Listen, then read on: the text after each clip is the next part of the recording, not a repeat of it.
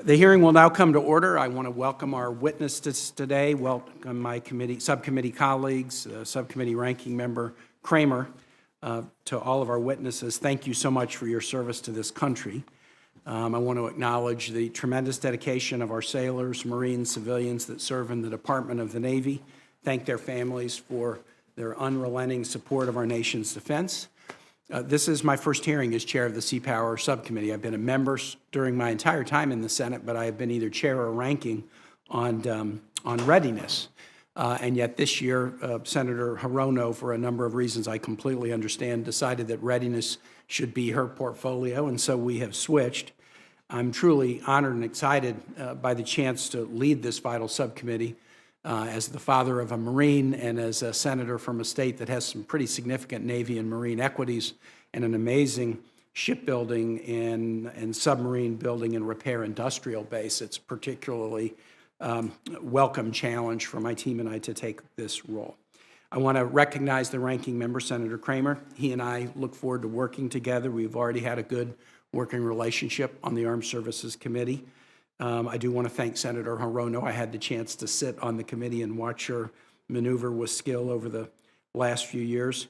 The subcommittee is going to continue to find broad agreement as we continue to confront the issues facing our sailors, Marines, and their families. And in the past, the nice thing about the Armed Services Committee and this subcommittee is we agree so much more than we disagree. I will start with just throwing something down on the table that I'm a little bit not happy with, which is we don't yet have the 30-year shipbuilding plan.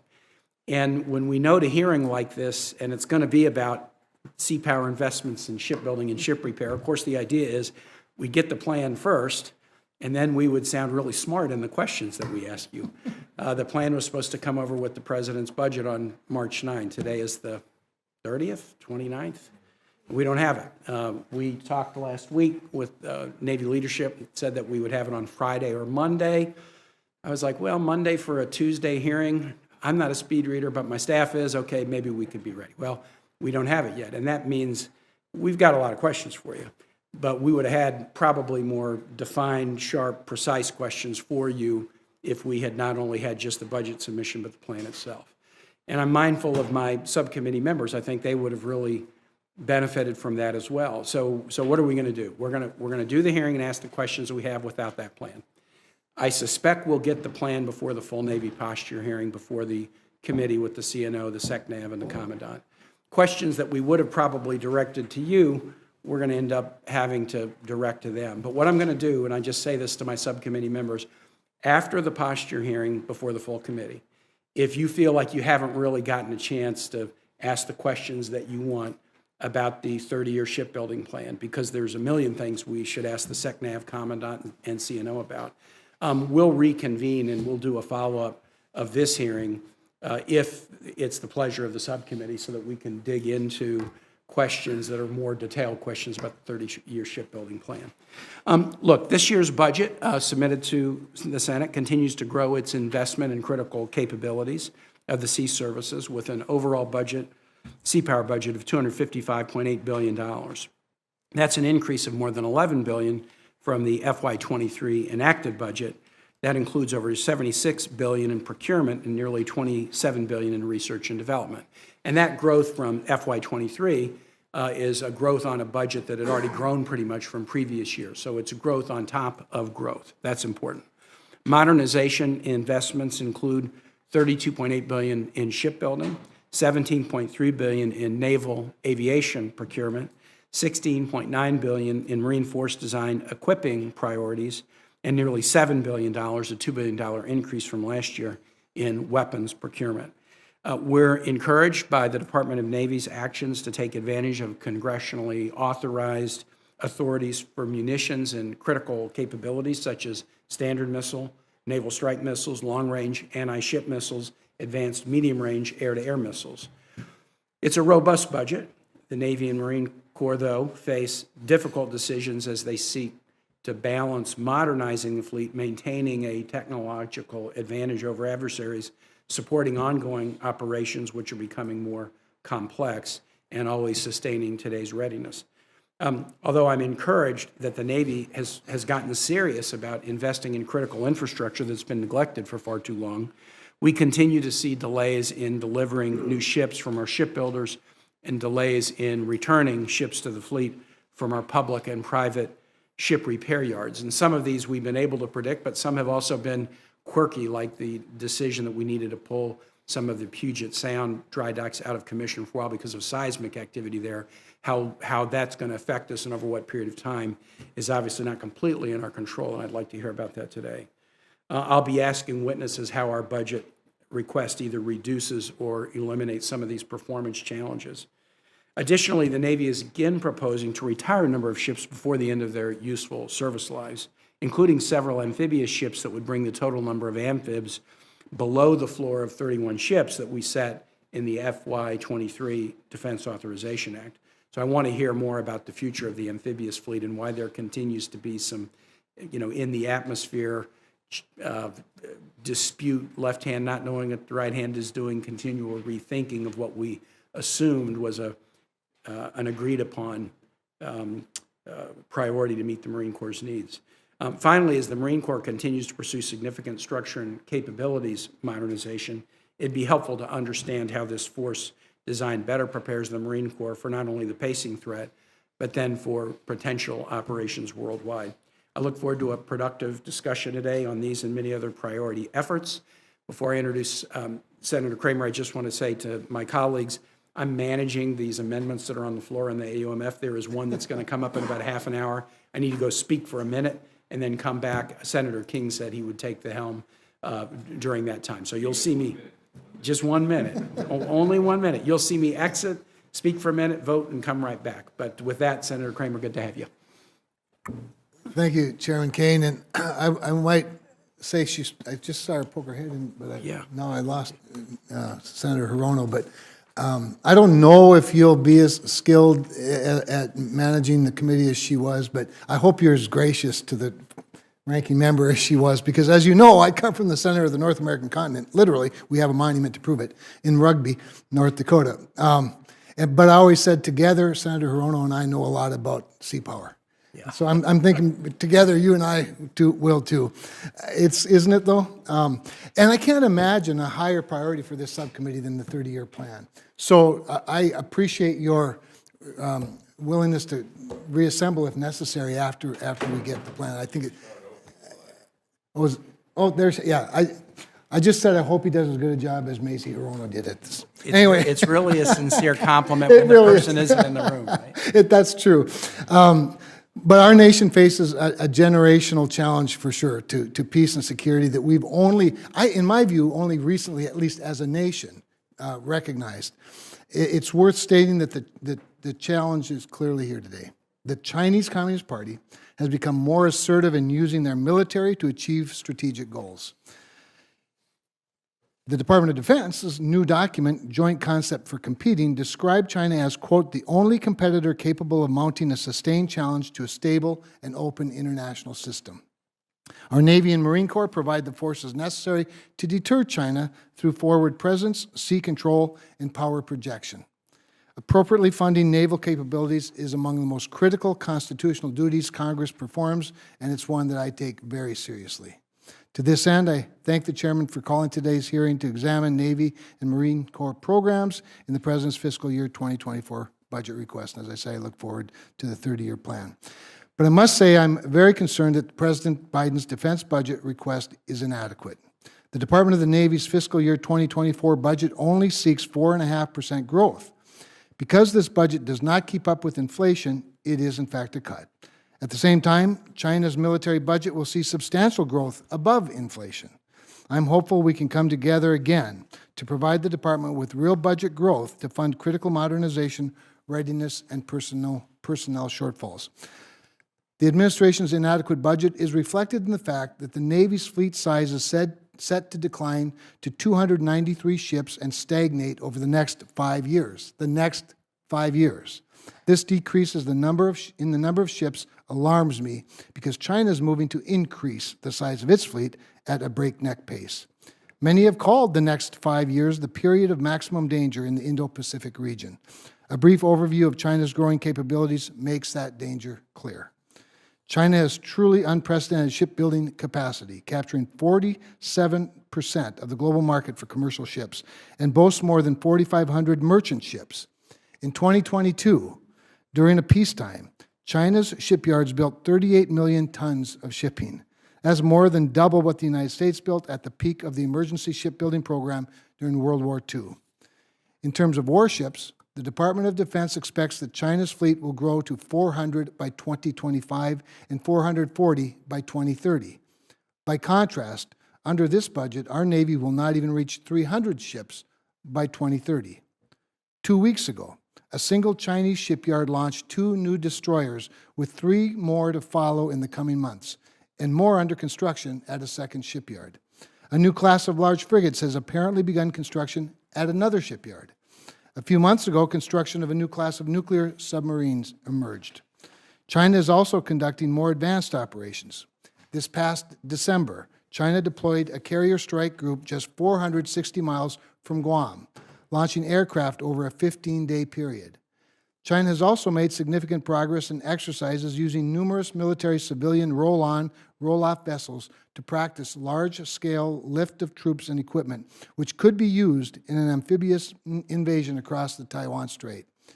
China has also been practicing the use of long-range anti-ship ballistic missiles against simulated targets representing United States ships.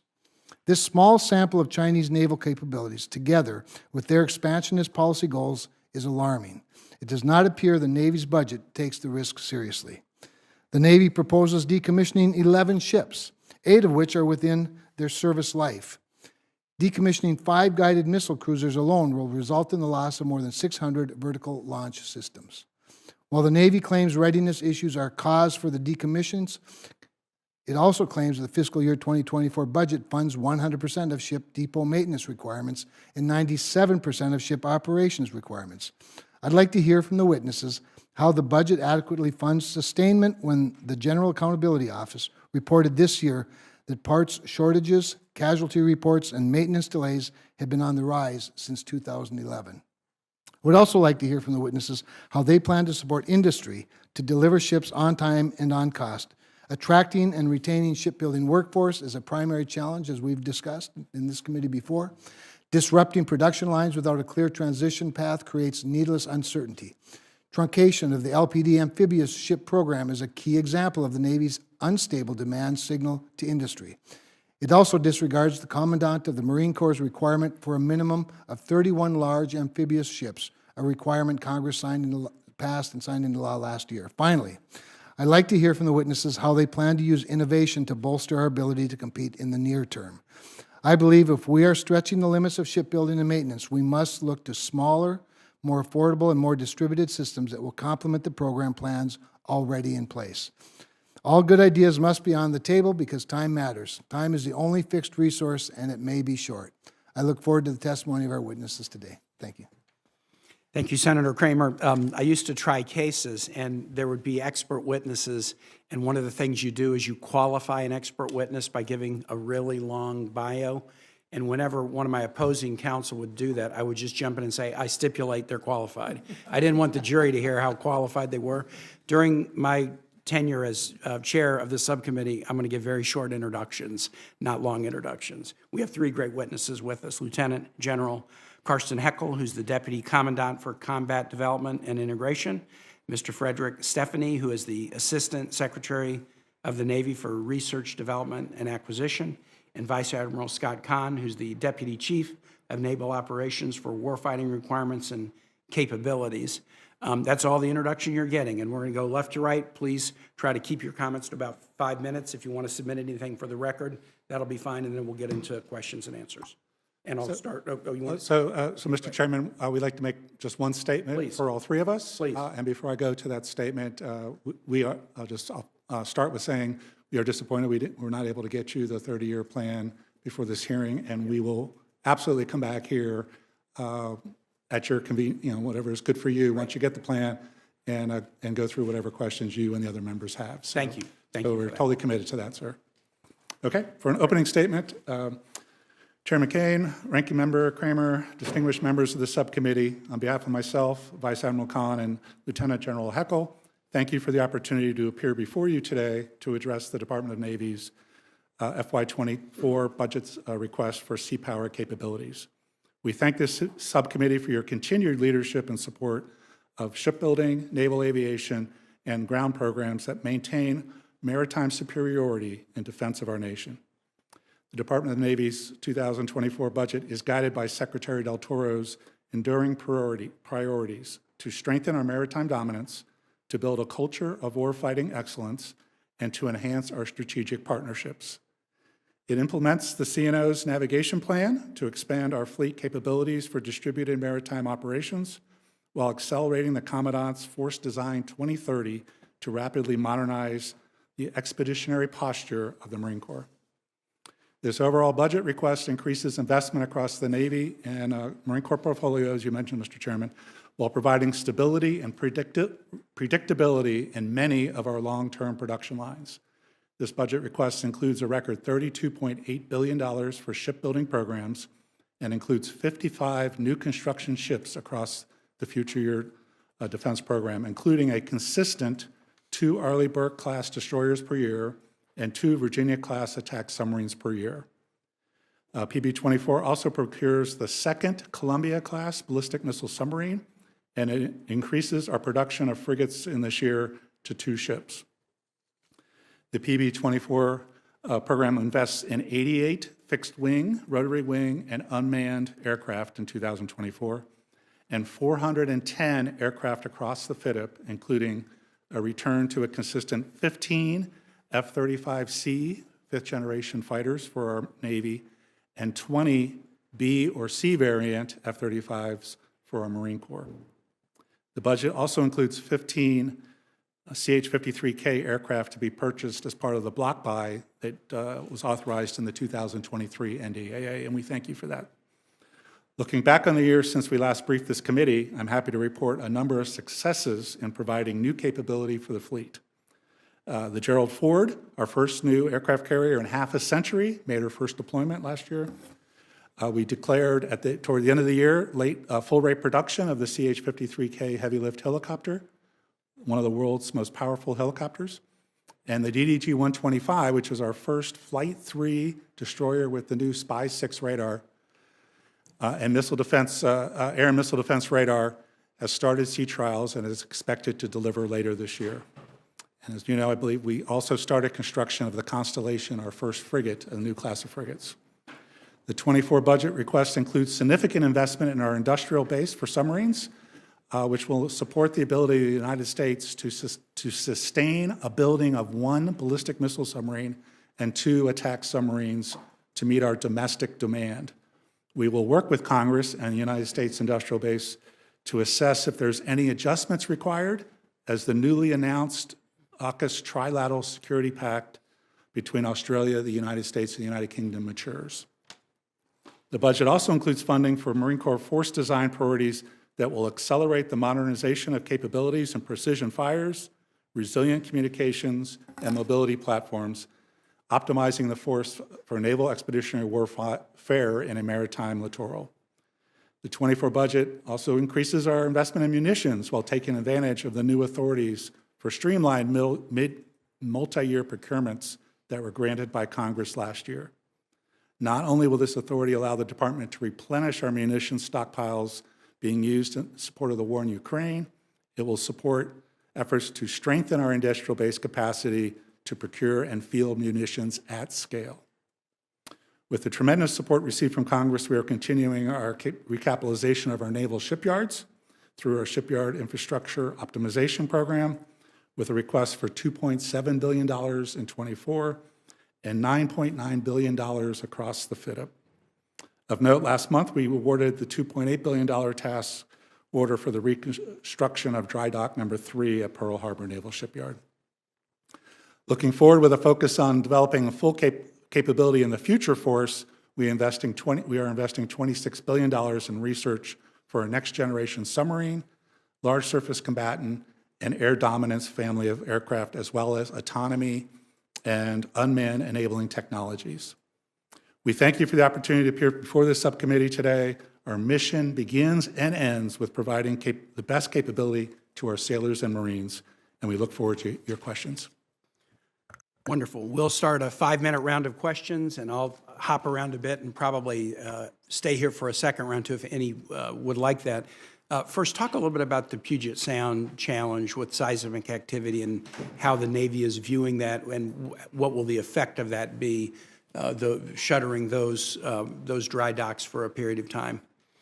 Yes, I'll start the, we updated our analysis based on computer models that are now available, weren't available decades ago, looking at seismic, and we determined there were 3 docks at Puget Sound, and what a banger the Trident refit facility that needed some upgrades. So we are doing temporary modifications to all of those.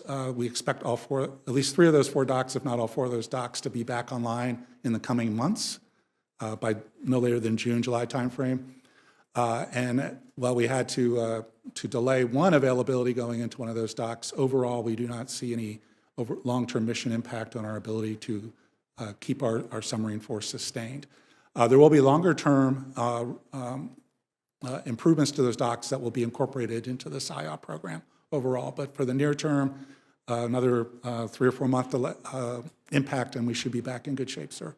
I don't know if you want to jump in there too. Sir, the only thing I would add is on CNO's UPL is $300 million request for those dry docks. Okay. If not to pay for the dry docks because we want to complete, we can't wait. We're cash flowing that, but it's the backfill of the resources that we're given. From an operational perspective, right now, there is no operational impact other than having to move one submarine maintenance period, which is recoverable.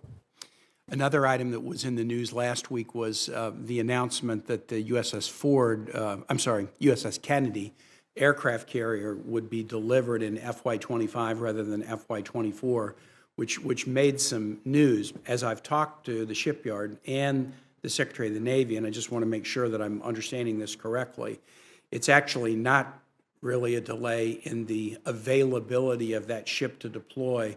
There was an earlier delivery date, but then they were going to do a lot of post-delivery work on the ship before it was eligible to deploy. So sliding the delivery date to FY25 just lines the delivery up with what was the expected time for the availability and deployment of the ship.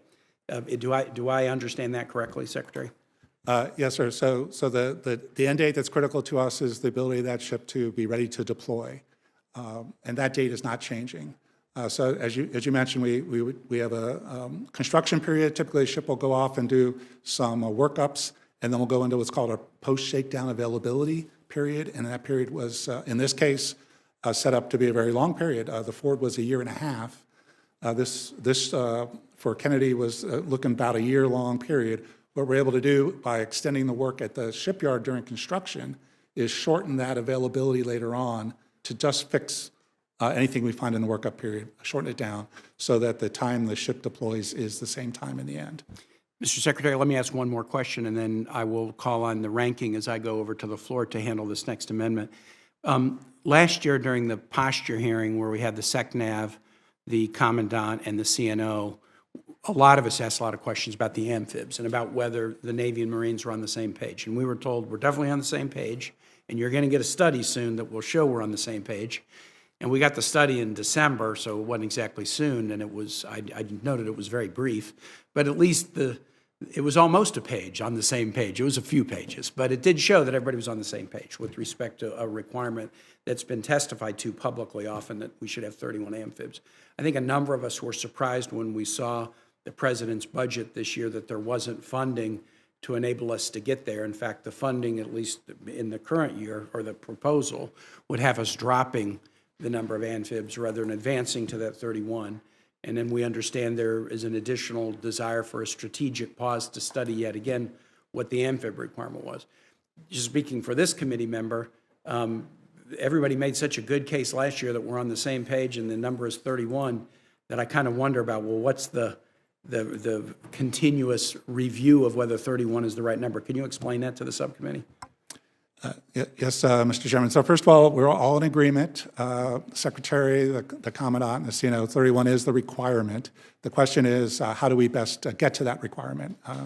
And what I'll do is I'll try to address the new construction side. I'll let Admiral Kaine here talk about the in-service ships, because there's two parts, right? We got to build enough new ones, and we have to have enough existing ones in the inventory to get to that 31. Just be mindful, I'm now over time, so try to do both of those things promptly.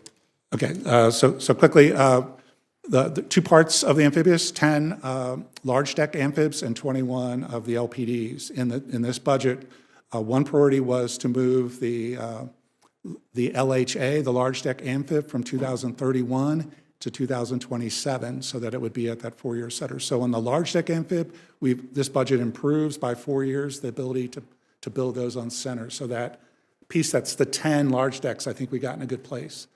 The 21 LPDs, we bought one with your help in 23, and the next one's in 25, sir, if you put them on 2-year centers. So there is a period where we can look at a more affordable way potentially to build those. We don't need to build one in 24. We can take some time to see if there's a more affordable way to build those before we buy the 25 ships, sir. Admiral Kaine, do you want to add anything to that? I'll try to be as quick as I can, so yes. The pressure that's being put on is decision on some of our older LSDs. The original service life on LSD was 35 years. Back in the 90s, we changed it to 40 years. And that was based on two assumptions: normal operations, to put the time defined as 6-month deployments, and that we would fully fund the maintenance of those ships. War and terror, we operate those ships much longer in 6-month deployments. And we know we didn't put the resources of those ships to be able to stay them. Okay. So now we're at a position where we have some hard choices to make. And the 3 LSDs that are listed are, we don't have the confidence, because we're seeing growth work and new work, that those ships will get out of the maintenance phase, be able to get through a workup cycle, through the basic phase, advanced phase, integrated phase, which is a year long, and then go on deployment and stay inside its expected service lives. I need to cut you off now and turn it to Senator Kramer. Senator King, I'll ask you to manage the air traffic control of this committee until I return once the second vote starts. Thank you. Thank you, Chairman Kaine. Thank you, Senator King, for stepping in. And this discussion we're having right now is a good one, so I appreciate that. In fact, what I might do is just sort of tag on to that a little bit. Mr. Stephanie, start with you, and maybe talk a little bit about the risk of not having the 31. In other words, you know, I think on the phone we discussed the illustration of the Turkey disaster and not having availability either to respond to that tragedy or to demonstrate power should we need it. Maybe just expand a little bit on why 31, whether you think it's 31, 32, why 31 is important besides it being required. Yeah, I think actually, sir, if you don't mind, I'd like General Heckel to take that on. He's closer to the warfighter. He sure is. Yeah. So, sir, great question, and thanks for the time today. So 31 is the requirement, sir, the absolute floor. And what 31 assures is that we would have a 2.0 MU forward presence with the ability to surge to 5 in time of crisis, right? And, you know, they're beyond classification here, but there's a reason for that being able to surge to 5. It's key maritime terrain and SLOCs, et cetera. So my first 2 decades of active service, we had a 3.0 presence. There was constantly a MU forward deployed. And in my case, it was mostly in the Mediterranean, which oddly enough would have involved Ukraine. As we started, ships began to, as Admiral Kaine said, the war on terror, we started riding the assets a little bit hard and not properly maintaining them. So we started having problems. So we have larger gaps. So when the earthquake happened in Turkey, a NATO ally, the MU was not on station, and it should have been. And that is what a MU is. A Marine Expeditionary Unit is organized, trained, and equipped. We can use surface-to-surface connectors, you know, the LCACs, the LCUs, to deliver heavy equipment that could have assisted with search and rescue, and we would have come ashore with shelters that would have provided heat and supplies, and the ships are rolled to hospitals. So that's the short answer. I think it's a great answer. I think it's a good illustration of the importance of it all. I want to, maybe Admiral Kaine, I'll come over to you now and talk more generally about ship maintenance. If we accept that the procurement of new ships won't be ready till the end of this decade, maintaining the existing fleet, for the next 5 years, these critical 5 years I referenced earlier becomes maybe one way to make sure we're okay. I'm going to ask two questions sort of as one so that you can sort of opine more generally perhaps. Are the surface and undersea fleet readiness rates where you think they should be, first of all? And second of all, is the Navy deferring ship maintenance to keep ships in operation? Are we where we want to be? No. Do we know what we need to do? Yes. For the undersea domain, there's over $2 billion dedicated as part of this PB24, dedicated to improving the maintenance of our submarine assets, decreasing the idle time for the ships that we already own. It's our most asymmetric advantage that we have in the undersea domain, but they have no advantage if they're tied to the pier. And same thing, just to be clear on the LSDs, if we can't get them away from the pier in the time that we have, and really this is about opportunities. Do we want to, for the cruisers and LSDs, to buy them back would be about $3 billion. Is that the right thing to do with those $3 billion? We believe, from a best military advice perspective, based on our assessment hull by hull of those ships, the answer is no. And then there's also the opportunity to perhaps free up some of those yard piers where we could do other work. And for the sailors that are on those ships, to be able to go at sea and start buying down some of the significant gaps at sea that we have. So those are the opportunities, and those are some of the tough choices that it was a tough choice for us, and I realize it's a tough choice for you. Yeah. No, well put. Mr. Stephanie, my understanding is that while the Navy's made some progress on the maintenance backlog, we still have obviously a long ways to go, I think. There's a significant amount remaining. Can you tell me what does it mean when it says 100% of ship depot maintenance requirements to be funded in this budget? I mean, what does that practically mean, 100%? Because it does seem a little bit conflicting. Yeah, so I think that's focused at our public shipyards and the work, the planned availabilities, that the number of submarines are going to go into those yards, and the amount of work that's planned in all those work and those availabilities is funded. It doesn't fund unplanned work, but all the planned work in those availabilities, sir. Well, and just following up real quickly on that, because we did, on the phone again, we talked about the workforce challenge, and the public shipyards are claiming they need 5,000 to 10,000 more, added to their workforce. Could that throughput even be done if we don't get that workforce up? And I don't want to oversimplify getting that job done, but I just want to understand it. We typically talk in terms of money, as the input metric. But, in terms of PB 24, it funds 75 avails, 32 of which are private avails, 15 east, 17 west. And it continues the OPM pilot for the fleets. $2.7 billion, but it's for 28 ships and one submarine. That's all part of this plan. So I think that's part of the funding, the maintenance required. And to your point, sir, we have a national workforce availability issue. So even if we had more billets and more funding at the public yards, our ability to hire might be constrained in getting to that higher number, sir. Appreciate it. Thank you. On behalf of the chairman, Senator Hirono. Thank you, Mr. Chairman. It's nice to see you all again. Getting back to the amphibious ships, the LPDs, then did you say, Mr. Secretary, that you are conducting yet another study regarding? Who's going to respond to that? Why do we need another study? There have been 11 previous studies on amphib ships. Admiral.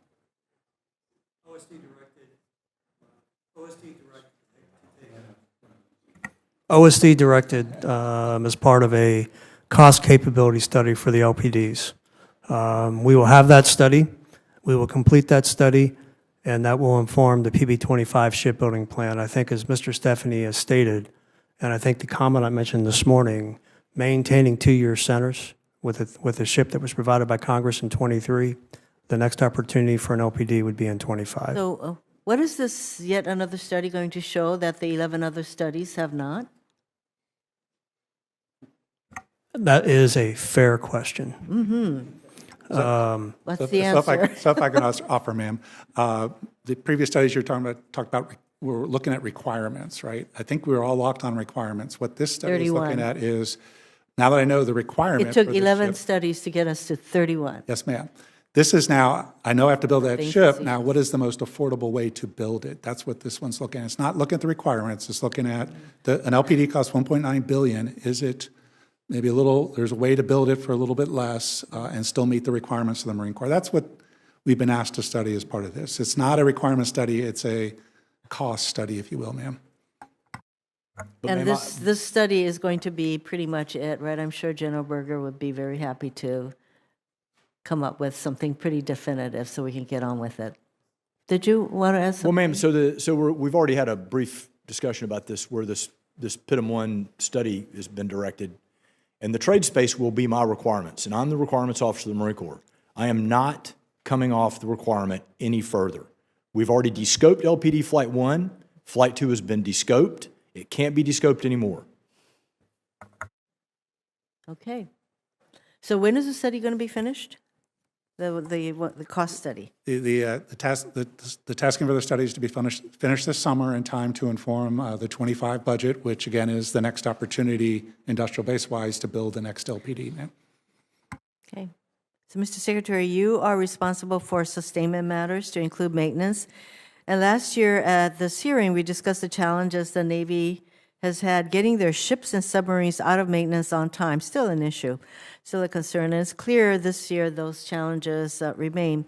Last year, I worked to get $40 million for the planning of a waterfront production facility at Pearl Harbor Naval Shipyard to address this very problem. And you mentioned the dry dock that we need to build there, but the waterfront production facility should be very much, I think, included in the dry dock coming online. So these types of investments in our public infrastructure are necessary to make sure our shipyard workers have the tools they need to get our nation's ships and submarines out of maintenance on time. You have visited Pearl Harbor Naval Shipyard, have you not? Yes, ma'am, I was there last summer. You know, so you know that where the dry dock is going, and you don't want the workers to have to run all the way across the shipyard in order to get the tools they need to utilize the dry dock. And that's why I've been pushing for the waterfront facilities so heavily. What role has years of failing to invest in aging infrastructure played in the Navy's sustainment challenges, and what are we doing about it? So shipyard specific, ma'am, which I know, we appreciate the additional funding last year to start the design of that facility, and we will continue through the design process and ideally get the waterfront facility as close to the dry dock timing-wise as possible. As you know, we can't get them there at the same time. On the broader issue, though, we are putting together Navy-wide a infrastructure improvement plan that kind of look at the shipyard and now expands it to all of our infrastructure. And while I'm not the lead for that within the Navy, I'm happy to get you an update on how that is progressing, that overall infrastructure improvement plan. I've been so focused on the infrastructure needs, particularly in Hawaii, as we have seen a number of crises, starting with Red Hill and lights going off at Tripler, the biggest hospital there, and a number of other things. And that's why I think the maintenance of our facilities ought to be paid attention to. We shouldn't wait until something breaks or something, floods an area before we'll go in and fix it, because these needs are identified, and I'd like to see a lot more attention being paid to fixing things before they create the kind of community issues that Hawaii has faced in the last year. Thank you, Mr. Chairman.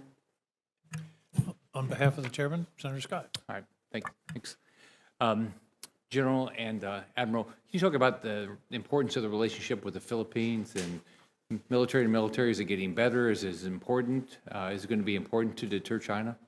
Sir, absolutely. All our allies and partners. I would say that's the one asymmetric advantage we do still maintain is our extensive allies and partners. But Philippines in particular, especially the Marine Corps, we train with them regularly. As you know, or probably know, they're developing a coastal defense regiment that is very similar to where we're going, and they train with us in all the various exercises, Bala-Katan and all the rest. So absolutely, sir, vital and critically important. I think, Satan, if you have anything additional to add. I can look at a map and identify its key terrain. And I think, and broader than the Philippines, but in terms of the places and access that we're going to need, that we need to continue with our partners that are throughout the Pacific, building relationships and trust that could be future access. Do both of you feel comfortable that our military to military relationship is improving? As the RIMPAC commander in 2020, I believe, the Philippines participated during COVID. And during those types of exercises, it's about building relationships and trust at the task force level and below. And the performance of the Philippines and all the allied and partners that were out there during COVID, they earned my trust. And likewise, sir, I mean, our stand-in force right now is the 3rd Marine Expeditionary Force. They are there, right? They train, live, eat, sleep inside the CCP's weapons engagement zone. And they partner with allies and partners there all the time, sir. It's regular. And so and obviously I think all of us are seeing access is becoming opened up, right? I mean, things are moving.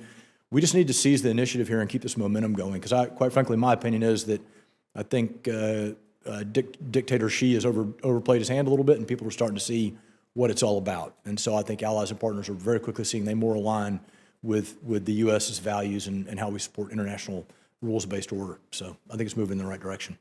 Can you two talk about the AUKUS agreement? And I mean, there's some criticism now in Australia over it. And is there really at risk? And if it is, how important is that to us?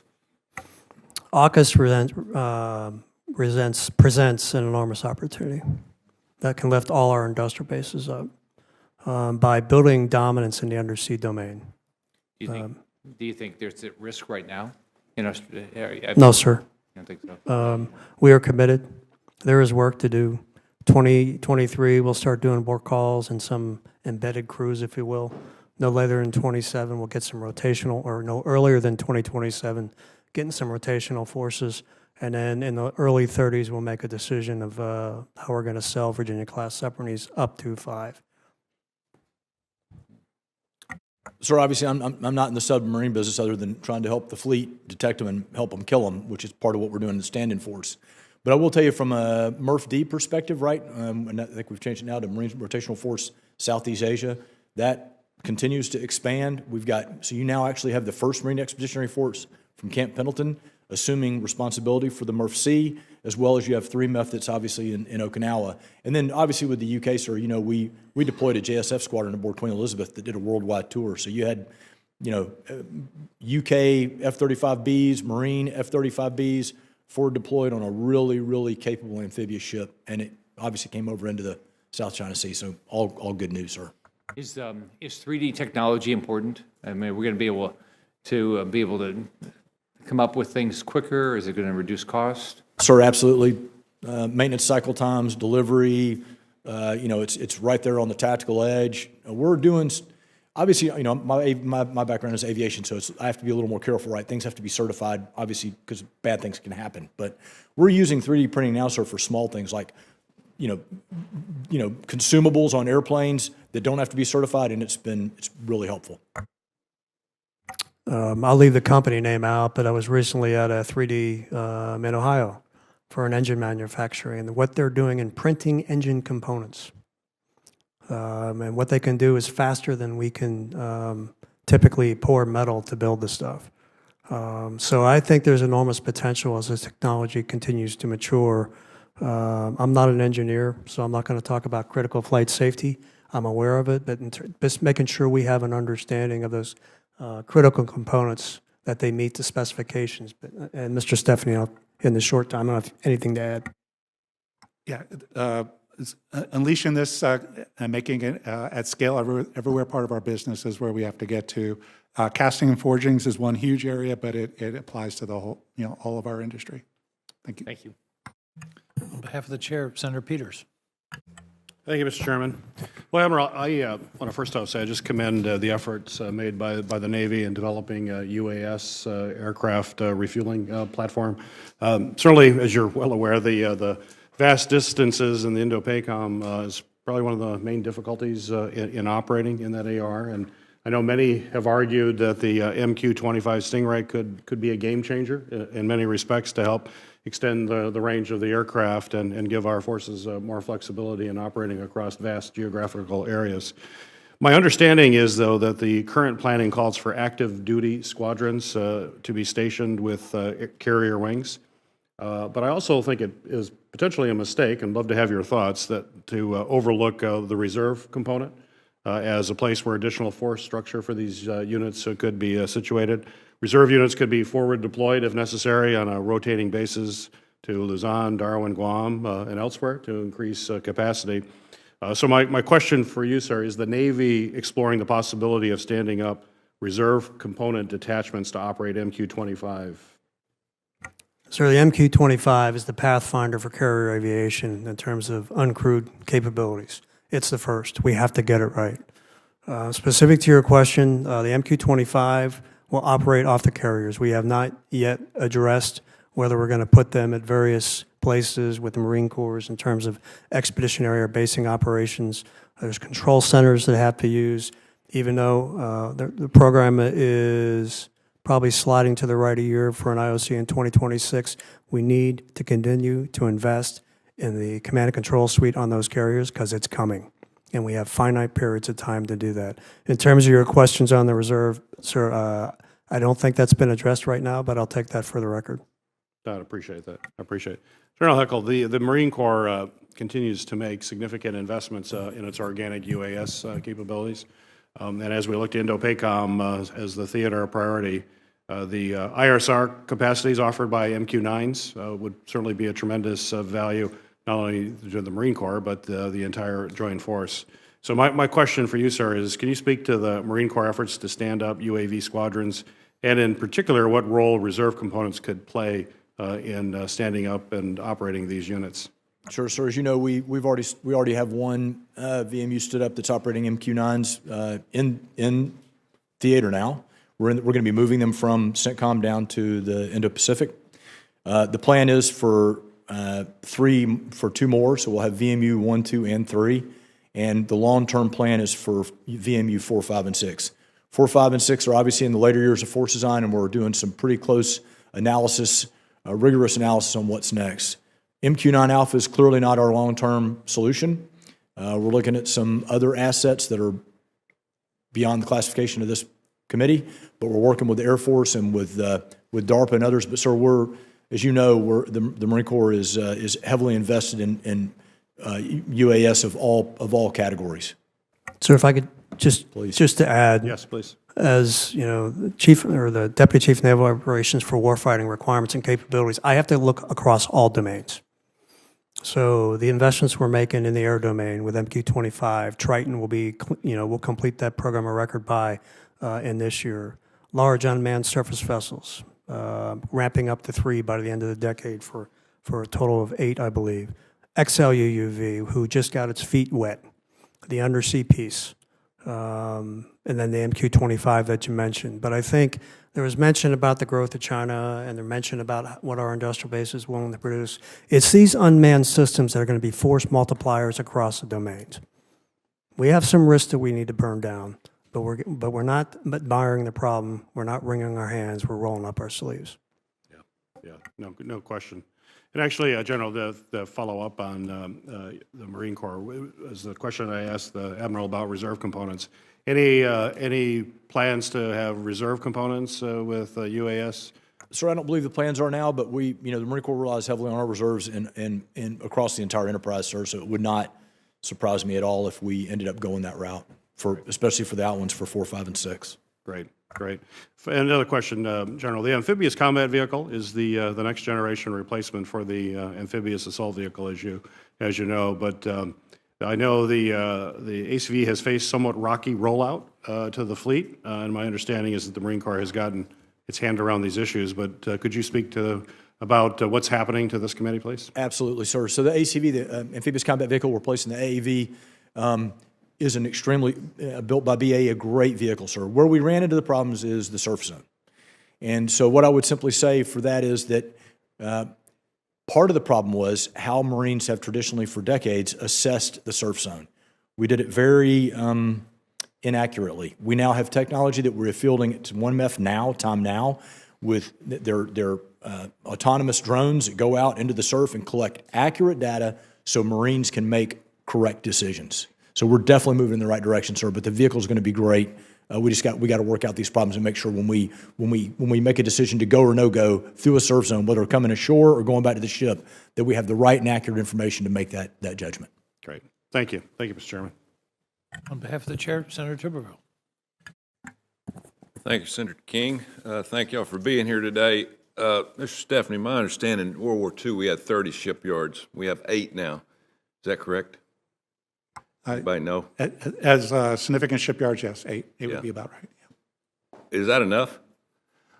No, sir, that's not enough to meet the demand overall, particularly on our submarine side of our industrial base. So we got problems, big problems. I've been to a couple of shipyards lately, and they're having to recruit out of McDonald's, Walmart's, Targets, going in and say, listen, we can teach you to weld, we can teach you to do plumbing, all those things. Do we need to get involved in this? I mean, are we going to leave it to the commercial shipyards, or how are we going to handle this? Because we're slipping on borrowed time here. So, sir, on the workforce side, which is frankly a national effort issue, we've generations we have not kept our tradescrafts as a nation, at the value that they need to be at. But in the area of shipyards and getting the workforce we need so that we're not competing with McDonald's or Walmart, like you mentioned, sir, we're working at 3 levels. We're at the local. We have started some initiatives with funding from this committee to work on going into the high schools and going into trade schools and actually like reinstituting shop programs and things like that, where we can get people trained in high school to come out and give them and actually guarantee them jobs when we get in the outside. So we started that in Philadelphia last year, graduated about 200 people. We're repeating this year, moving to Pittsburgh and then out to the Great Lakes and ultimately to the Gulf Coast as we expand that program. Regionally, we're working with our shipyards. Each one has a really good apprentice program, and we're trying to figure out how to expand that to larger areas regionally to get that workforce, because you're right, it's all about having that skilled workforce, sir. We all when most of us went to school, we had shop, and we had that elective, and we don't have that anymore. Pardon? Yeah, it was your best course. You made an A in that, right? Yeah, most schools don't even have the equipment in the schools. Yeah, but we can talk about appropriating all these ships and submarines and everything. Thank God we got a lot of commercial people out there working. How are we going to build these things, especially if all hell breaks loose? To be honest with you. Yeah, that is our number one challenge, unquestionably. Yeah. And look forward to working with the shipyards and again your committee on what we can do about it. But it really is a national. Well, we need more shipyards, and then we need more places to where people build ships. Exactly. We need to spread out. Yep. Okay. And I'm encouraged by the commercial solutions and all the military's tough problems. Maxar being one on imagery and exoanalytics. I want you to talk a little bit about your domain, cell drone, and how it's done, how you evaluate it. So I'll talk business-wise. Either one, yeah. Okay, so let the Admiral go on the operational side first. So, sir, you're speaking to what I believe some of the efforts that Task Force 59 in Bahrain is doing. And that has been a great environment, which out of operational necessity, how do we create maritime domain awareness from the Red Sea into the Gulf and the adjacent seas and understand what's out there? Some of it was a lot of it was contractor-owned, contractor-operated concepts that went out to Bahrain and say, this is what we can have. Sail drone was one of them. Mm-hmm. It's also working with our allies and partners that are in that area. And it's not just the things, if you will, it's the mesh networks and the data analytics to come to a fused picture. So we need to look at what we're doing out in Bahrain and then how do we scale it? In potential other areas. And I think that'll be kind of rolling out in the next few months. Yeah. I understand Iran tried to swipe a couple of our cell drones, and we forced them to put them back, correct? Yes. But really do we care? Based on the level of technology. It's the affordable, the plentiful, and yeah, a lot cheaper. A lot cheaper. Let me ask you about the 14 of 18 SSBNs. is that going to be enough to meet the nation's strategic force needs? You know, the Navy has transformed 4 Ohio-class submarines. Kind of evaluate that as we get into near time. Yeah, the requirement is 12 right now. And based on the timing, those decisions to go in excess and above to the 12 would be made a long time from now, and then whether or not we recapitalize the GN force. How much would that cost to keep those in operation until we get the other submarines in? Would that cost us a fortune? The GNs? Yeah. I don't have the exact number. I know as a third fleet commander, some of the GNs are too showing their signs of age, and we take care of our nuclear force, quite frankly, better than some of our non-nuclear force, and they're showing their age. There are some options to PIRA those, but I'll turn it back over to Mr. Stephanie. We'll take for the record, to get you the cost to do what we call a PIRA, which we would extend the life of those current boats if they're able to be extended, so we can get that. Would we want to do that? We would want to, again, depending on how many cycles they've done, they may not be extendable. So we're going to look at each ship and then let you know. We'll let you know what it would take to extend their lives, sir. Thank you. I understand the chairman is still caught on the floor that the first vote is not completed yet. If St. Peter ever comes to any of you fellows and says you have 10 minutes to live, you should say, could it please be during a 10-minute Senate vote? It'll give you a lot more leeway. Mr. Stephanie, first I want to commend you. I know you get hard questions at these kinds of hearings for the funding of the dry dock project over the last 2 years at Portsmouth Naval Shipyard. That's going to be a dramatic increase of capacity at that shipyard, and it's going to serve the Navy well. So I appreciate that the funding is there and was last year, and again this year at a slightly higher amount. So thank you for that. Mr. Stephanie, I want to talk about the transition from DDG Flight 3 to DDX. As you know, the Congress encouraged the Navy, and the Navy, I think, has been working in this direction, to allow and encourage Ingalls and Bath Iron Works to work together on the design, on getting it right. I'm a great believer in competition, but I believe that having the design in place on a consistent basis, and that the manufacturers can be a lot of help in being sure that what is designed is buildable. So I hope you'll continue to maintain that posture of allowing the two shipyards to be in discussion with the Navy on the DDX. Yes, Senator, that's exactly our approach. The design, come up with a design together with the same digital tools, digital manufacturing, and then once we get into production, then we'll start competing. Going forward, we have awarded a contract to Bath and to Ingalls just recently to be part of our design team. And as we get into the design process, we're going to work together very closely. Two thoughts as I've served on this committee for 10 years. Let's be sure the design is mature before we start building. In looking at some of the overrun problems of the Ford, for example, it's when we're doing R&D while we're building that we get into trouble. So that's one observation. The other is, having worked closely with Bath Iron Works and knowing of Ingalls' work situation, we want to try to avoid a trough between the DDG Flight 3 and the DDX. In other words, if these yards lose welders, they ain't coming back. There are just too many other places for them to go.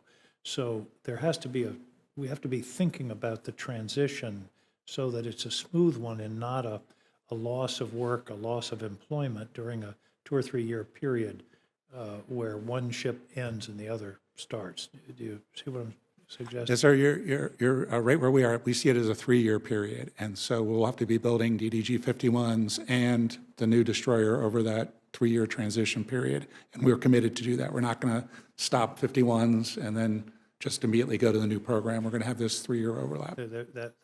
That's helpful, and I appreciate that. I was concerned there were only 2 DDGs in this in the president's budget. part of, we're talking about the industrial base.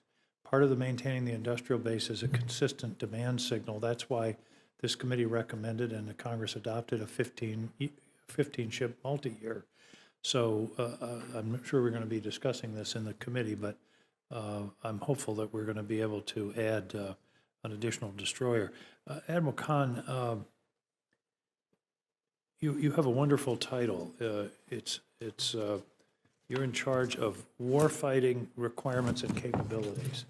My question is, and I asked General Milley this question this morning in the full committee, warfare has changed dramatically just in the last, 5 years.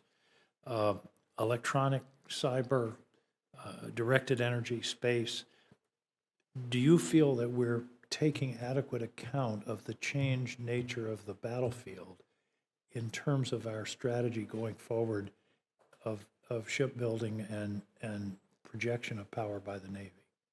I do, sir. And I think it's a three-fit-up view in terms of getting to that hybrid fleet, which is part of CNO's vision for the future. And there is risk that we have to burn down.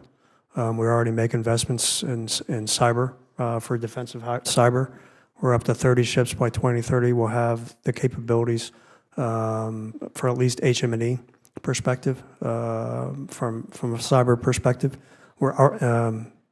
I'll stop there and ask for your time. Okay. Well, General, I know that your Marines have to be prepared for no GPS, electronics out, no communication. I mean, this is the first step in a conflict is going to be this overall electronic cyber space compromise, and I hope that's something you're taking into account. So we're exercising that way right now. Alt P&T, position, navigation, timing. We're doing that time now, sir, and we're going to continue to stress that. Kind of what you're alluding to, though, is the left of bang, people say, which is a term I really don't care for, because bang is happening now in cyberspace, info domain. So it's and we trained to that time now, sir. So yeah, we're absolutely taking that into account. The Secretary of Navy was in my office last week, and he brought a sextant with me to prove to me that this is being taken into account. Admiral Kaine, one more point, and it sounds somewhat facetious, but it's serious. We'd like you to bring some Navy ships to Maine, and I'll tell you why. There's a huge diminution of military presence in New England, in the Northeast generally. Almost all the bases are closed. Our young people are growing up without seeing anybody in uniform. And for you to have a ship at the Eastport, the 4th of July festival or 4th of July in Portland, that means a lot. And it means a lot to the citizens, but also to exposing the military to the young people. And we're having a recruiting problem, as you well know. And one way to counteract that, not to compromise readiness in any way, is to have the Navy show a presence along our coastline. And I'm partial to Maine, but I think there's other coastline in this country. I'm not sure.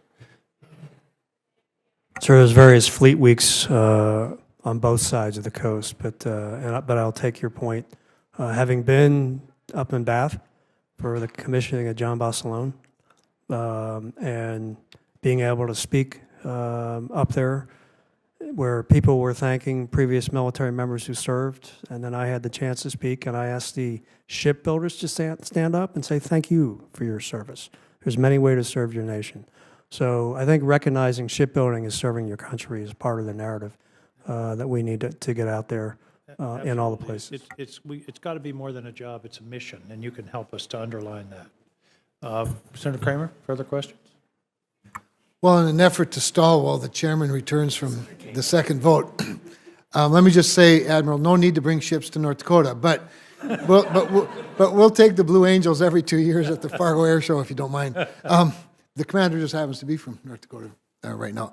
I think what I would like to do is just do the thing that's most dangerous, and I do it too much, is think out loud a little bit. But going back to the discussion of AUKUS, and I think, Admiral, you and I think you, Mr. Secretary, referenced the opportunities. I think both of you may have even used that term. With that in mind, and considering that some of the recent details that have come out, Australia would like to start buying Virginia-class submarines by 2030. We need to get, you both talked about 2 a year, we're at about 60% of that. Some cuts to nuclear reactors, given that, all the stresses we're under. What are some of the challenges of AUKUS? Because I would see some. I happen to agree, though, there's more opportunities, certainly not just in alliances, but even synergies, as we talked about with regard to this workforce challenge and the industrial base. Maybe just talk a little bit about that challenge that AUKUS will bring as well, and then maybe elaborate more on some of those opportunities. So I'll start on the business side. Two big challenges is one is a workforce in Australia to ultimately build, right? It's taken us 70 years to get the workforce we have to build nuclear submarines. They're looking at less than 10.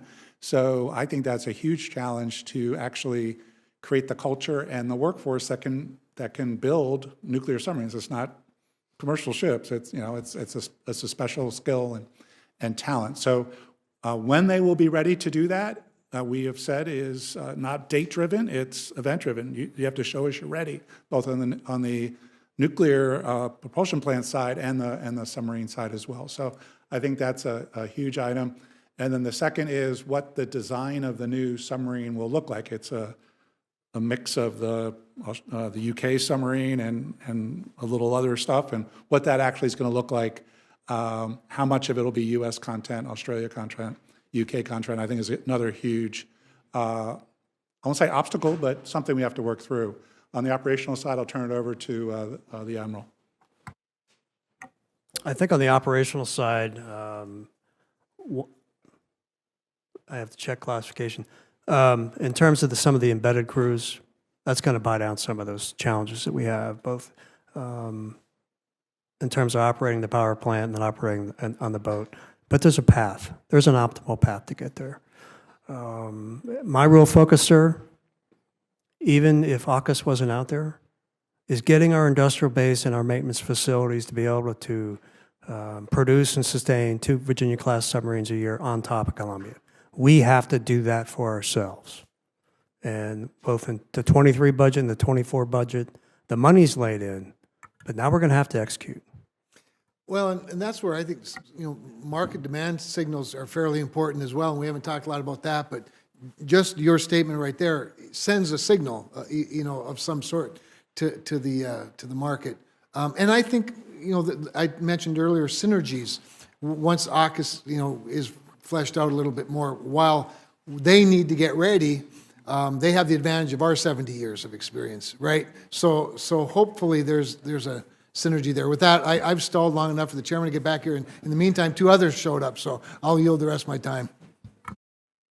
I'll go to Senator Blumenthal, and then Senator Schmidt, and then Senator Sullivan. And then some of us will have second rounds of questions as well, because I understand the 3 of you have not yet asked questions. Is that correct? Correct. Okay, so we'll go Blumenthal, Schmidt, and Sullivan. Thank you. Thank you for being here. Thank you for your service and to the teams behind you. None of this is going to happen, and I agree. 2 submarines, Virginia-class attack submarines a year. We need to build at Columbia. It's done in Connecticut, in Groton, the submarine capital of the world. But it's not going to be done if we don't hire more people. We don't give them the skills and the training. And, I just think we are not investing in the vocational and career education that we need to produce those welders, pipe fitters, electricians, the folks who have the trades and who will receive not just jobs, but careers if they're given that kinds of training. I know that colleagues are waiting to ask questions, but I just want to know if you can tell me what kind of major investment the military will advocate in this next NDAA so that we meet the national security need of a trained workforce. So Senator, in the president's budget, about $600 million is requested between Navy money and DOD, what they call IBAS money. for the submarine industrial base, and about a third of that is for workforce development efforts. So we have some funding in '23, and we're asking for more in '24 to actually get into the schools in the areas that we think there's opportunity. Most schools don't have shop equipment anymore. They don't have shop teachers. Get in there and start investing with our Department of Labor folks in education in recreating what maybe was in the 70s and 80s, a normal path through those schools to have opportunities coming out the back end. Are there resources that can be devoted right now? We have '23 money that was in last year's appropriation and authorization that we are starting that process. We have a couple nascent programs that happy to come and brief you and your staff on it, sir. Could you do that? Yes, sir. I would appreciate it. Yep. I just left a family, different topic, family of Xavier Sandor, sailor on the USS George Washington. His ship came in for maintenance, and he was living in the midst of a construction zone. Literally, he was eventually sleeping in his car, driving home against orders because he couldn't live or sleep. There are sailors who will spend their entire contract possibly stationed on a ship undergoing maintenance availability in a shipyard, essentially a construction zone. And currently, sailors E3 and below are not eligible for a base housing allowance, as you know. They're required to reside at duty station under intolerable positions, no real eating place, no chow hall, 2-mile walk to the ship if they have anywhere to live, even in their car. One idea discussed was allowing the commander of ships in long-term maintenance availability to waive the prohibition on the base allowance for housing for those junior sailors. I don't know what the options might be, but I would like a commitment. Maybe I should ask Admiral Kaine. Will you look into this idea and report back to me and this committee? Give us your assessment of how conditions can be changed. There's a report, an investigation ongoing. I spoke to Admiral Myers about it literally moments ago when the family, the dad, mom, and brother came to visit in my office with Admiral Myers. Just happens coincidentally. I asked the Secretary of Defense about it this morning in a hearing, mentioning this specific instance. The heartbreak is just almost impossible to describe, especially for a dad. I've had 2 sons who have been in the military, one Marine Corps infantry officer in Afghanistan, the other a Navy SEAL. This is just something that we need to do better on, I think. Sir, I will take that for the record and work with Chief of Naval Personnel and others to get you the answer. Thank you. I appreciate it. Thanks, Mr. And sir, I will quickly offer, there are in the budget some infrastructure like parking garages and crew facilities that are actually in our proposed budget to alleviate some of those issues, but overall, definitely share your view. We have to do better. Thank you. Thank you, Senator Blumenthal. Senator Schmidt. Thank you, Mr. Chairman. I want to just, my first subcommittee hearing, and I want to note that, so Missouri has an Air Force base and an Army base, but I specifically wanted to be on this subcommittee because I think I'm going to be advocating plenty for those branches, but I think the challenges that we face in the Indo-Pacific and the pacing challenge of China is so critical, and the work that you all will be doing as we hopefully step up our game as from the ships that you need, the weapon systems that you need. It's certainly going to be a focus of mine. My question, I guess, Vice Admiral Kaine, I have 2 questions. The first one to you, I know there's been some concerns about the tactical aviation inventory, and by some assessments, 3 to 4 carrier air wings short of what we need. and the capability that we need to project the power in the Indo-Pacific. What is your assessment of where we're at and the efforts that might be undertaken to shore that up? Sir, in terms of meeting Navy force structure requirements, from a TAC Air perspective, the strike fighter inventory management shortfall is 31 aircraft in 2027, and it goes to 0 by 2031. That's number one. In terms of modernizing the air wing, you'll see in this budget significant resources going after NJAD and specifically FAXX. You'll see MQ-25, I think you'll see collaborative combat aircraft, and all these we're working in partnership with the Air Force. So that DoD doesn't have to pay twice in some cases. We're building different airplanes. They will be different. But some of the internals, if you will, the mission systems is where we're trying to design as best we can. Well, I want to follow up, Mr. Stefani. Am I saying that? Stephanie? Okay, I apologize. I want to follow up a little bit on that as far as the strategy and the inventory and what we need. For 2 consecutive years now, Congress has added FA-18 Super Hornets, and you might know where those are constructed in St. Louis, Missouri. Where are we at with this? Because Congress has appropriated it. There's really not a plan. I think a lot of the maintenance we're falling short at this point. Is the FA-18 Super Hornets? Where does that fit in? Because I understand the modernization, but what the needs that we have right now, it's a big concern. Yeah, so first of all, our funding ended in 21, but Congress added funding in 22 and 23, 20 total aircraft.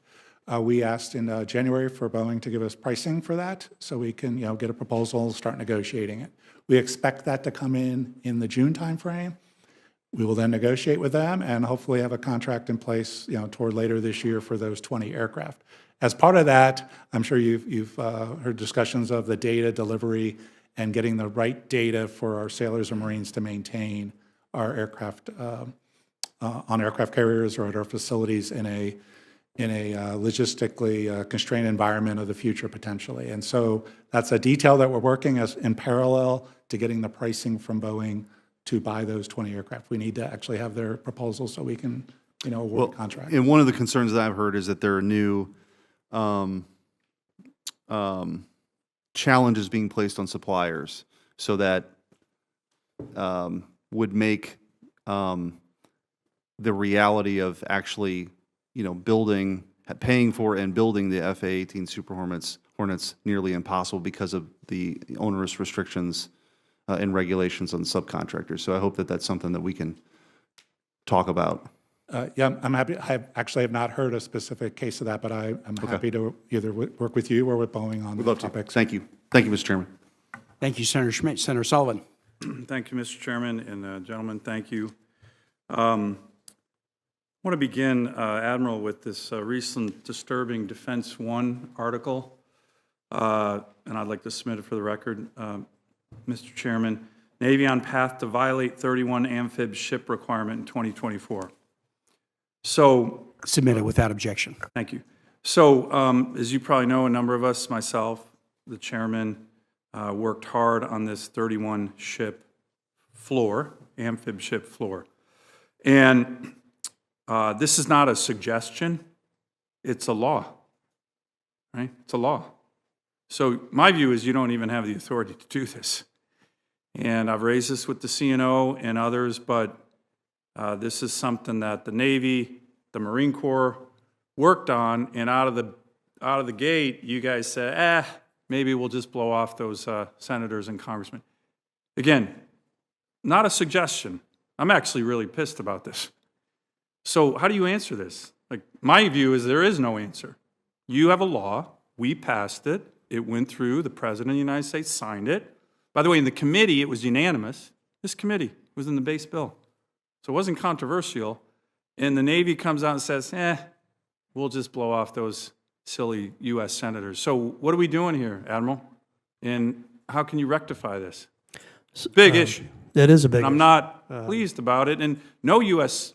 member of Congress should be pleased about it. You guys don't have that authority.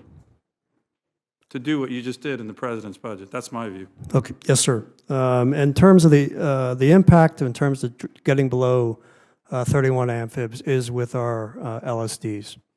Right, but why don't you address the threshold issue, which is we told you not to go below it. The cost in terms of we told you in a law signed by the president not to go below the floor. So what's your answer to that? My answer to that, costs or anything, we balance the costs. yes, sir. But the answer to that, sir, is having 31 ships, of which 3 of them may be tied to a pier for the next 5 years, is not really 31. We have an aging platform that came into the service about the same time I did back in the mid-'80s. We need a serious discussion on this issue because, my view, the Navy should be pretty darn worried about a headline saying Navy on path to violate 31 amphib ship requirement in 2024.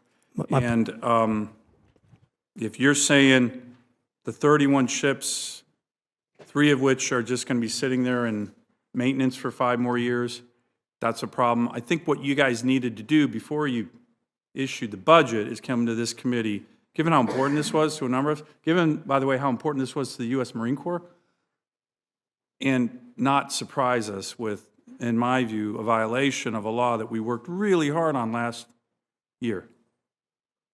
Yes, sir. Yes, sir. We will certainly take that as if we're going to be doing anything that looks like it's not going to make that, we will come and talk to you in advance. So that's a great request on your part. Happy to do that. Okay, very, very important. General, I want to turn to force design.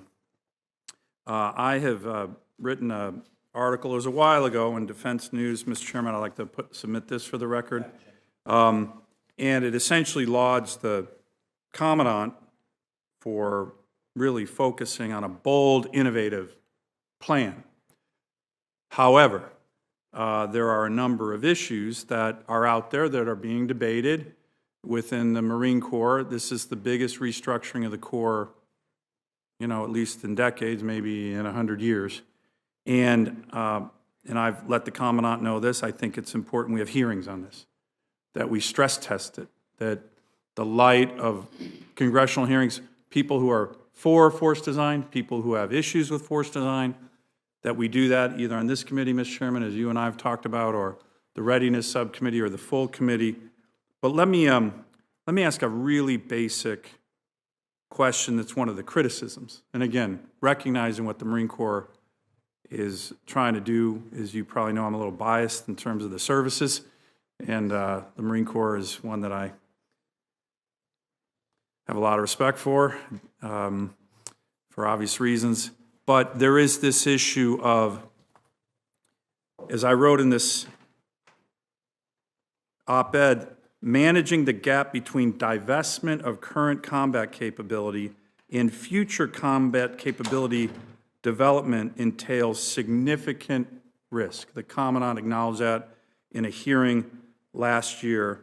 And some critics have stated that the Marine Corps is starting to be designed for a niche force with a niche, important combat mission, China, Taiwan, but leaving out the statutory mandates of a combined arms 3-division. Again, that's the law, right? The 1947 Act. So the Marine Corps doesn't have a choice on that either.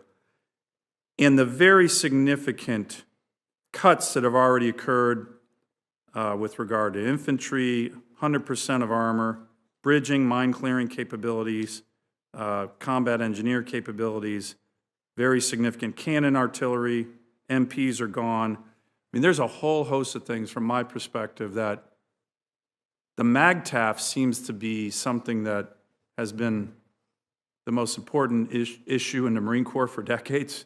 We don't rely on anyone for logistics, for clearing, for bridging, for air, for ARTI. And all of a sudden, when I'm pressing on this, people talking about, well, we're going to do an MOU with the Army for bridging. Really? we're going to do an MOU with the Army for road clearing. Really? That, to me, seems to go fundamentally against the whole idea of the MAGTF and self-sustainment. And I guess the bottom line, big question is that force and readiness capability, that is the kick in the door capability anywhere in the world, which is the hallmark of the Marine Corps. Some of the critics are saying that force design is dramatically undermining this, particularly when the divestments have not been made up with future combat capabilities. That's a lot to throw at you, General. I think this deserves its own hearing, but do you care to respond to any of that? Sir, that is a huge, and sir, it does deserve, I would offer myself and my staff to come back with you and sit down. Well, I'm talking about a hearing. Like yes, sir, and with and critics I would, and proponents. and we would do that as well. But sir, I can tell you that having been in this job now for almost 18 months, I'm a fleet Marine, sir. I came from the commanding 1st Marine Expeditionary Force. We're on the right track, and we have not, the MAGTF, sir, is as strong, if not stronger than it ever has been. The issue, sir, let me just put it this way. HAL 3 MEF, the stand-in force, that's been that way for decades, right? And all the MEFs are different. They always have been. Different sizes, different capabilities, but they're MAGTFs. We simply did not equip 3 MEF with the tools to deal with the NDS-directed pacing threat. General Dunford acknowledged it. General Neller acknowledged it. The Marine Corps was not organized, trained, and equipped to deal with the Communist Chinese Party. So we are doing that. But, sir, I think... And I appreciate that. Yes, sir. Like I said, I've lauded General Berger for he's getting on it more than anyone else. But that doesn't mean that it doesn't have flaws. And that doesn't mean that some of the criticisms or wargaming or this big issue, and the General acknowledged it, I mean, we have divested a lot. I mean, I have one number here, 21% of infantry, 100% of armor, bridging, and mine clearing capability, 100% of MPs, 67% of cannon artillery, a significant amount of critical fixed wing and rotary wing aircraft. My numbers are 35% of all F-35s. I mean, now maybe those numbers are wrong, and this is why we need a hearing, but that's a lot of divestment. Sir, and sir, I would say to some of the, and sir, I don't like to get into the, because a lot of these are respected individuals, but they're entitled to their own opinions, they're not entitled to their own facts. We have not diminished a single program of record. I'm a V-22 guy. We are now at, and I'm going to stay in classification level, but we're going to stop at 16 VMMs. Commandant added 2 more, right? He was going to go to 14, he added 2 more. We're going to be at 16 of 10 plane. If I maintained 16 squadrons of 12 planes, I would be coming to you with a bill for an additional 34 V-22s. Our program is 360, we bought 360. Our program of record for JSF is 420, 353 Bravos, 67 Charlies. We're buying those. And the program of record for Kilo is 200, we're buying 200. So, and so, I would just point out that, like, we're fielding HIMARS, and we're working on loitering munitions, and we're going to follow the Army down the path because we're not big enough to pay our own way. Gimlers, which is going to be a phenomenal capability. We got Navy, the Naval Strike Missile that's going to be followed up by the Maritime Strike Tomahawk. These are real capabilities, so that not only apply in Indo-Pacific, look what we did with 61-2 and Major General Donovan in the High North, right in the wake of Ukraine. And so what I would tell you, the existential threat to the Marine Corps, between you and, just from Karsten Heckel's point, is the lack of amphibious ships. So you agree with my point with the Admiral? Sir, I could not agree more. Sir, I've said this numerous times in multiple forums, CSIS and others. The threat to the concern for me and for the Marine Corps is not towed-tubed artillery or tanks. So we see what's happening to tanks in Ukraine. I'm not saying tanks have their place. Most grunts say they like them in an urban fight. Sir, I can pull up open source video of Ukrainians using a $200 quadcopter that's been modified to haul an 81 millimeter mortar, destroying a T-72. Tanks are pretty relevant in Ukraine right now. Yeah, sir. Loitering munitions are not. What about? And sorry, Mr. Chairman, if we're waiting on others. No, we had members that did second rounds already, so I'm just going to let you go. Okay. I've got some other things too, but I'm here till you're done. Then I got a few. Well, again, and this go ahead. Requires a further debate. I mean, combat engineers, road clearing, bridging seems to be one of the most basic elements of Marine Corps ground capability that is gone? Sir, I mean... how do we cross a river when we do something in Taiwan or Iran or call the Army? Well, sir, I mean, right now, the Commandant's focus was getting us... Sir, look, multiple tours in Afghanistan and Iraq. Sir, my opinion is, I don't know what your opinion is, that we had become a second land army. We walked away from the fleet. In 2010, we did not have a BLT to put against a MU, a Marine Expeditionary Unit. Everything got big. Nothing, we have, the ACV, a great vehicle, but it's built to the MRAP standards, right? It's completely survivable. Doesn't fit in the upper V on ships. It weighs 70,000 pounds. We're working around it, but these are issues. It takes 18 ACVs to do what 12 AAVs did. So we got big, heavy, immobile, and we're just trying to get back to being a fleet Marine Force again. So let me ask one of the big criticisms, and maybe you can address it, and I already mentioned it, but, and again, I know there's this notion that it's all the retired 4-stars, and it's not. It's not just the retired 4-stars. But this idea that force design, and again, I'm not saying I agree with it, I'm saying these issues need to be aired. It's time for oversight on this whether you love force design or hate it. I love the Marine Corps, right? I mean, I love being a Marine more than I love being a U.S. Senator. So this is important to all Marines. And one of the criticisms is that force design appears to be building a niche force construct for only one situation in one location, and the whole concept of a combined arms force and readiness that needs amphibs has been diminished or will be diminished or is being diminished. So let me tee that one up for you, General. And so I'm sure you've heard it, and I'm sure you want to disagree with it. I completely and absolutely fundamentally disagree with the whole premise. It's still a MAGTF. We're still a Marine Air Ground Task Force. We depending on the scenario, just like we did for 61-2, right after in the wake of Ukraine, we task organized and we put together a MAGTF. And quite frankly, using a lot, where we found our value, sir, in the high north when this started, was the recon, counter recon, sense and counter sense, and then make sense. We were passing off high fidelity target quality track data to our allies on what the adversary was doing with some assets that I can't talk about here. And so the direct application to everything the Commandant is what we've moved out on, not just the Commandant, what we've moved out on force design. And so remember, this is the fleet. These are the MAR4s. These are all the MEFs. We meet, involved with this. So to think we're making this for a niche market, I just fundamentally disagree with. We've fielded HIMARS. We're going to continue. We're going to take that to the next level. And right now we're working on the loitering munitions to give us the full all-weather capability that's going to cover that 5-kilometer to 18-kilometer gap that we currently have with HIMARS but I just want to point out also, sir, that we didn't we kept 7 batteries of 155. There's 3 east, 4 west, and we actually, as you know, an artillery battery at that point, it traditionally had been 6 guns. We upped them to 8. And we're going to hold on to those for any kind of contingency. Well, General, and thanks, Mr. Chairman. Sorry I went so long, but I think it's an important issue. 2 final comments. One is in last year's NDAA, I had a provision, again, unanimous, that was requiring reporting from the Marine Corps on this very topic of what has been divested and what is the incoming combat capability. Those are due every 6 months. The first one is due in April, so in a couple days. I hope we get it on time.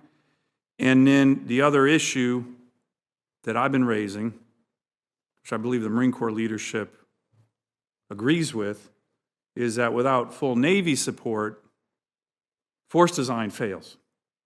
Because you're talking about integration, which is, I'm in agreement with you on that, General. But one of the things I mentioned in this Defense News op-ed from a while ago is presently I stated the Navy's enthusiasm for these innovative and likely dangerous Marine missions. The stand-in force is a dangerous mission. And the ability to get logistics and delivering Marines and sustainability in many ways is going to rely on the Marine Corps, but it's going to rely on the Navy. And as I mentioned there, the Navy's, this is a year ago, Navy's current strategy documents never mention once or highlight once Marine force design or concepts like stand-in forces or expeditionary operating base forces. So where's the Navy on that, Admiral? Because again, you'd be the biggest proponent of Marine Corps Force Design 2030 there is, but if the Navy is indifferent or doesn't care or wants to cut amphibs, then Force Design is going to fail. There's no daylight between myself and Lieutenant General Heckel. Have the Navy medium landing strategy ship documents been updated to reflect interest in force design? Because last year's there was zero. Yes, okay, sir. I mean, I acknowledge that, or I'll take a look at that, and Well, I'll hopefully you definitely provide that update it, feedback. is what I'm saying. So in terms of, Lieutenant General Heckel and I, we go on the road and we give briefs together that talks to the stand-in force and the Commandant's design and how the Navy, as well as where the Navy's going in the future. We went up to MIT, very classified setting with over 300 industry partners, to give them a set of headlights in terms of how we're going to fight so they understand the context and what do we need to fight with. And that's from the Marine Corps and the Navy perspective. The medium landing ship is going to be late to need. We acknowledge that. So we're committed to have a bridging strategy to get to that medium landing ship capability that the ship will start construction in 25. We have to look for other alternatives. We are committed to that. We are a naval team. We are out in contact across the globe day in and day out for the various combatant commanders. We are a family. Is there friction at times? Certainly. But we're committed to the outcomes that we're both driving to. Thank you. Thank you, Mr. Chairman. Thank you, Senator Sullivan. And Senator, I mentioned something before you came, which was at the beginning of the hearing. They didn't deliver the 30-year ship plan to us. Oh. And so normally we would have the plan and then we would have this hearing and be able to really direct questions to the plan. We thought we were going to get it last week. It didn't happen. So I committed to the committee members. We'll get that plan soon. We'll get it before the posture hearing. But if after the posture hearing, because there's so much to ask the SecNav and the Commandant and the CNO, if after the posture hearing, members of this subcommittee still have questions based on the 30-year ship plan that we didn't get till after this hearing, we'll reconvene to enable us to dig into that. And Secretary Stephanie was very good about saying they're ready to do that. So that was just. Right.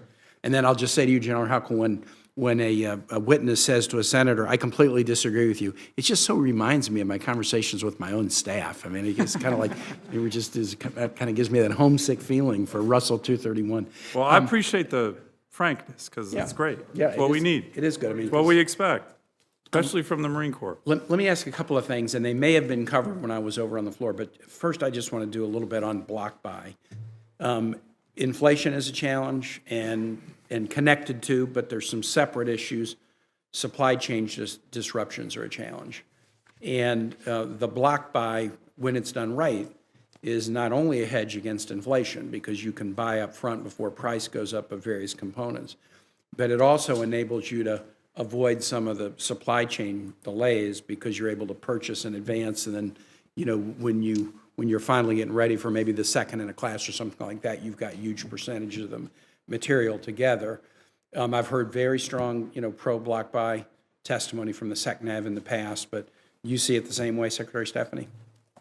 Yes, sir. Block buy really enables, for the follow, whether it's a second, third, or fourth, it takes that whole having the right material at the right time issue out of the, and that's one of our key constraints we have right now in getting ships and aircraft out on time is getting the material there when we need it. So block buy totally facilitates making sure the material is not an issue for following units. Great. Let me ask about the PSYOP. Is the FY24 budget and what we're thinking going forward, are we putting enough resources in the PSYOP to enable you to accomplish what you need to? Yes, sir. For the major projects, fully funded through the FIDIP, so that's really very, very helpful.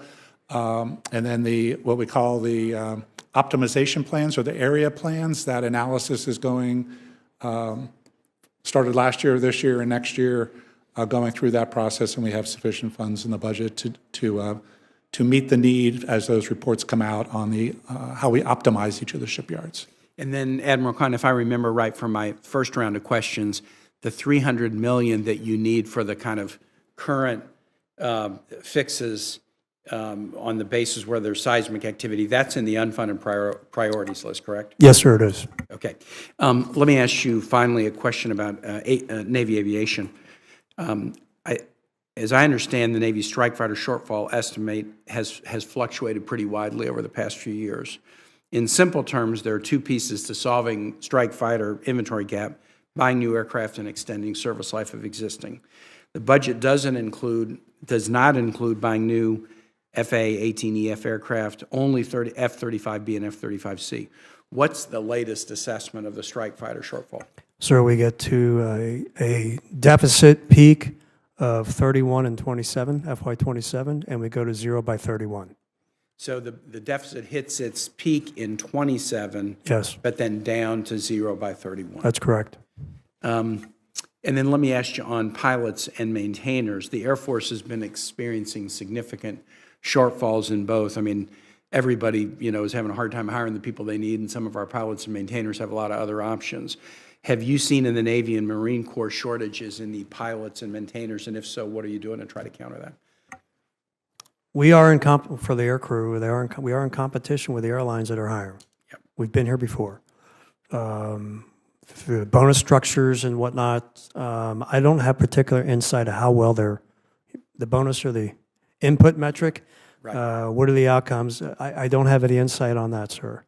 We do in Sinatra, with the aircraft that we had some troubles with T-45 with the engine. With that engine, or the aircraft will be back up to our levels prior to the engine problem in April. And we're going to continue to ramp up and probably meet in excess of 90% of the requirement for the year. In the maintainers, I think retention as well. But in terms of our ability to recruit talent and retain talent, in conversations with the Chief of Naval Personnel, we're going to have our challenges in meeting some of our recruiting goals. In many of the MOSs in the military, we had a full committee hearing on just recruitment and retention about 2 weeks ago. And most of the services were coming in with a pretty positive message on the retention side. And most were coming in with some real challenges on the recruiting side. But I would think in the pilot and maintainer space, the retention challenge is very real, just because the airline industry sort of went flat on its back during COVID, but it's really coming back strong now. So in periods where you see that ramping up, then the competition for your folks gets pretty intense. Sir, I agree with that. I mean, people join the Navy for a lot of different reasons. They stay in the Navy because they want to be on a winning team. Yep. All right, and they stay in the Navy because they think they're making a difference. They enjoy the job. They like the people they work with. But what we need to continue to go after is some of those quality of life aspects. Yep. That the Secretary of Navy is very hot on. Well, there was good testimony about that even today with the SecDef and the head of the Joint Chiefs about some aspects of the budget. You mentioned them, Secretary Stephanie. Investing in a parking garage doesn't sound like a great quality of life thing, but if you're in a ship that's in dry dock and you're having to walk a mile across a construction site to and from every day, and it's hard to find a place to park near, that's an agitator. When you're on a berthing barge that is old and the quality of it isn't high and there's not great internet access on it, that's a real issue for people. And it's about readiness, it's about retention. It also can exacerbate or create mental health challenges that we all, I think, are committed to dealing with. So, listen, I appreciate this hearing today. Good, candid dialogue back and forth. My committee members are very, very focused on this committee. We look forward to meeting again. And with that, the hearing is adjourned.